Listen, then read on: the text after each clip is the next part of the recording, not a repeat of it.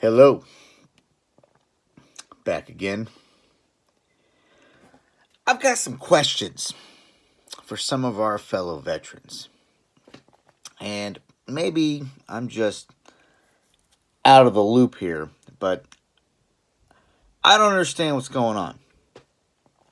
Forgive the hat indoors. I didn't feel like dealing with whatever hair I had left. And I like this hat. I like the American flag with the cross cannons on it. Because I'm proud that I was an artilleryman my entire career. But that kind of leads into what I want to talk about today. First of all, there seems to... Now, correct me if I'm wrong, and please comment if I am wrong on this, but my estimation of the situation within the veteran community is apparently it's not cool to be tactical. Like, you can be a little tactical, but you can't be too much tactical. But there's like this... And I don't get it. To me, it just reeks too much of high school. I've been wearing hats like this, for instance, since 2004 when I came home from my first tour. I saw that a lot of the military contractors wore them in Iraq. I liked them. I said, hey, that's a cool hat. They fit well. Normal baseball caps don't look very good on my head. This one works pretty well.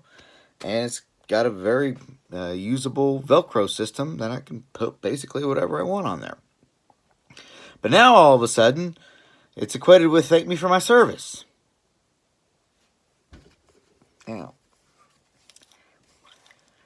really? Really? Now, again, correct me if I'm wrong.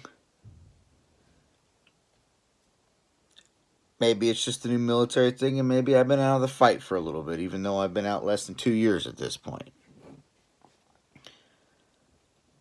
But I feel like there was a whole generation of guys like me who took the fight to the bad guys all during the War on Terror. And this was acceptable attire. American flag, condor hat, and a pair of blue jeans. And that's okay. But apparently, I'm just a basic vet now. And if that's the case, I'm just a basic vet. I don't really give a shit. But this also kind of leads me into another thing I want to talk about. You have to forgive me. I'm drinking some Lead Slingers whiskey right now. Shout out to those guys. They're down in Oklahoma City, not too far from my humble abode. Good whiskey.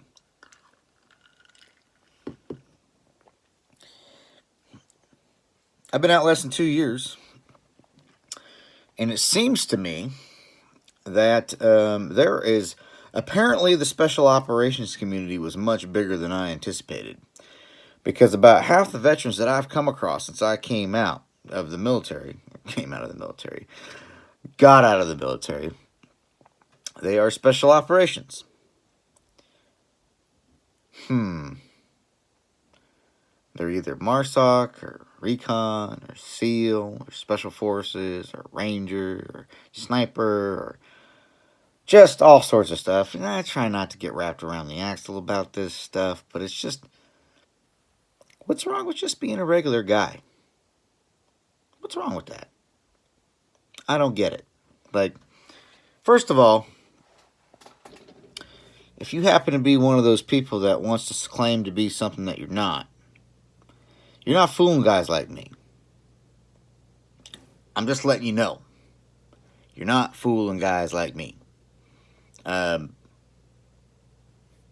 can tell I spent enough time with the grunts or in the FA battalions and operated as grunts and was tasked out to guys that worked in the Special Operations Command, pulling out or cordon security or support by fire, or many other things that we did. I understand how that process works. So if you're going to claim that you're a sniper, and I ask you, oh, when did you get your Bravo 4? And you're like, I don't know what you're talking about. Look, guy, come on. Seriously? Like, you got to work harder than that. But what I don't understand is a lot of these guys served. They actually did serve. So why is their service not good enough? There's no shame in anything that you do, but you don't have to fluff it up. That puts shame on your service, and I don't know why anybody would do that. It really frustrates me, and it's insulting to me, not just because the fact that you're claiming something that you're not, but it's insulting to me because you're insulting my intelligence. You're acting like I didn't serve, and I'm not going to be able to tell these telltale signs because I understand how the process works. If I'm going to speak to you in a vernacular that you're supposed to understand as a special operator, or even somebody that's worked with special operators, and you can't speak that language, that's a problem. And if you're going to have an act on this, that shit may fool some of those civilians, but at least just pipe that shit down around me, okay? Pipe it down around me and other people like me that are going to be like, okay, this guy's clearly full of shit. And then I'm going to caveat that onto another thing. What's up with the feel sorry for me stuff? Now, I understand I'm probably going to get some criticism for this, but I think there's a large minority of veterans that get out of the military and feel like they're owed something. And they get out of the military and they feel like they got to have a pat on the back or they got to have somebody feel sorry for them. And I'm sorry. I don't feel sorry for you. I don't care. Unless you were drafted, I have zero sympathy for you. I'm sorry. I just don't. My estimation is it's called the service for a reason. To serve. I get very, very, very aggravated because I go to the VA and I see this mentality just so pervasive among, and I only have anecdotal experience with this, but the experience that I have, I see that there's a lot of guys that are just perpetually in a state of crisis and are unwilling to do anything to fix that. Now, I can't speak for anybody but myself, but what I will do is I can use myself as an example. And the example I'm going to use is, I got it. If you can't do it and the shoe fits, wear it. But there's a lot of people that are pretending to be a lot worse off than they actually are. And it's keeping you from being the person you could be. I was put out of the Army after 15 years. On a medical discharge. Didn't get retired. I got discharged. Anybody that knows about that process understands the implications of that. So, my back, I got messed up on my first tour. Back in, I got hit in 2003. I was blown out of a vehicle, hurt my back. Was able to nurse it back to about an 85% solution, 90% solution, but it was never like it was. But we figured it out. And then, but, you know, that was back in 2003. By 2016, I heard it, I tweaked it, I did something to it, and I couldn't nurse it back to the way that I was used to nursing it back. And 2016 was also the time when the Army was downsizing, trying to go down to 420,000 soldiers. And I got caught up in that purge, and I gave the Army a reason to put me out. And they put me out. I don't have any hard feelings about that. The Army's a fickle lover. I can love her all I want, she ain't gonna love me back. And I understood that from a long time ago. I'm not a fair weather soldier. I don't love the Army when the Army's good for me and hate the Army when the Army's bad for me. The Army's not an actual living thing. Besides, I'm serving. It's not about the Army. It's about the people. It's the people, stupid. It's the people. If you're good with the people, you'll have a good time in the Army. You'll make your organization better. If you don't care about the people, then the Army can have her way with you. That's just my humble opinion. Now, at the time that I got out there, I was in a bad way. I was essentially diagnosed with chronic back problems for the rest of my life, and I do have a degenerative disc disease in my back, and I got some disc desiccation, and I got some real bad compressed discs that go all the way up and down my spine. And they're probably never going to be, at some point I'm probably going to have to do a disc fusion, several of them, but I'm going to try and put that off as long as possible. But the day that I walked out of the Army's determination of me was, and all the medical professionals that I had talked to, was that I was going to be essentially crippled. I was going to be in chronic pain, and I was never going to be anywhere where I had already been physically, as a physical specimen. Okay, that's your medical opinion. I appreciate that, and I got that. If they diagnosed me with cancer, I got to take on the serious implications of that and accept the facts for what they were. And I did the same thing for my back. I prepared for the fact that I'm probably going to be in a wheelchair by the time I'm 45. I prepare for that. But that's not how I live. This last weekend, on Saturday, not just myself, but my wife competed in a Brazilian Jiu-Jitsu tournament, and we both took gold. I'm not doing that to brag me up. I'm saying, and the reason why I include my wife in that is 10 months ago, my wife broke her fucking arm at a Brazilian Jiu-Jitsu tournament. She had a spiral fracture of the humerus, and it took a plate and 9 screws. And 10 months later, she was back on there, and she took gold. Now tell me, what's really holding you back? Brothers and sisters? What's really holding you back? I got it. I got it. There are people, there's some of you who are really jacked up, and there's just things you can't do. I got that. But do you crawl up and die? Or do you say, fuck that. I'm going to live my life the way I want to live my life. And it's not going to stop me. I see a lot of people, a lot of fellow veterans that throw their hands up. What's amazing is some of these people were the most tough bastards while they were in the service. And they get out of the service and they just throw their hands up. I don't get it. The fight's not over, man. The fight's not over. Anyways. So those are some things that have been kind of been on my mind lately. I don't understand what the deal is.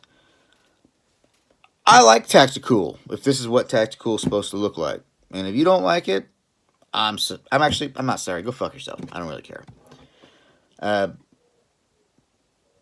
It's okay to be a regular soldier, sailor, airman, or Marine. It's okay. Like, I respect every person's service. But if you want me to disrespect you, lie to me. And again, you're not fooling anybody. You're not fooling me. You may fool civilians, but it don't mean shit to the civilians. But you ain't gonna fool me. And if you push it hard enough, I'm gonna figure out a way to make you look stupid. Because I will. And then 95% of limitations are put on ourselves. The limitations that we put on ourselves. The doctor doesn't determine what your quality of life is going to be. A discharge status isn't going to determine what your quality of life is going to be. What people tell you doesn't determine what your quality of life is going to be. You do. You determine what that is. You decide how to take that. You decide how to run with that.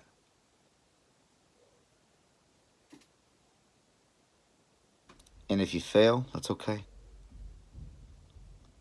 When I became an officer, I was told the reason why brand new second lieutenants are gold bars is because they're malleable. And they are, and they should be. I got it. I got the jokes. Okay, can't spell lost. I got it. Way to go there, Buck Sergeants. Way to go. However, they solidify over time. That's why they go from gold to silver. And then you got the railroad tracks. And then when you start over field grade, it's the same thing. A major is a malleable field grade officer. And you're basically being prepared for that battalion command. Second lieutenant's being prepared for company command. That's how that works. And I believe, and I took this from a leader that I had in the Army that I very much respect. That was an officer, Lieutenant Colonel Keith Casey. He was my battalion commander, my first battalion commander as an officer, and 1st Battalion, 5th Field Artillery, Delta Battery.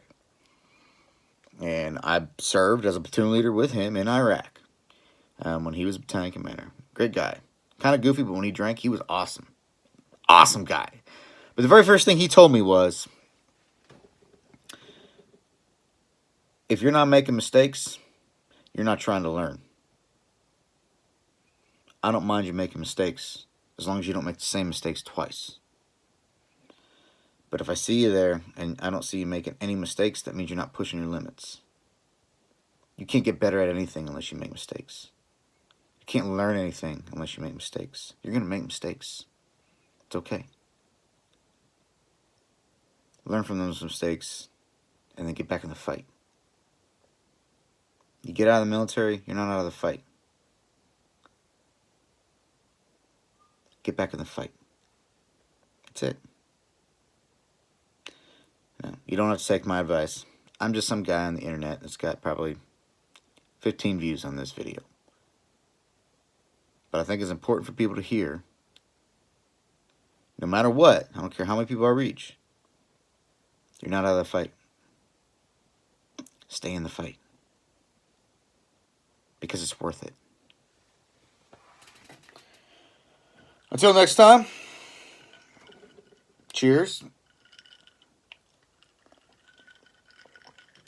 My hat's cool. You know what's also cool about this hat? Yeah, that's right. Kurdistan Army. I got to work with the Pesh. Those guys are cool. You know, the Peshmerga. Cool guys. And I'm gonna go ahead and throw out some names for some product placement right here. Look at that shirt. Isn't that a cool American flag shirt right there? The light blue looks great. Looks good on white too, but it looks real good on this like light blue color. I'll put my link in the description if you want to get one of these shirts.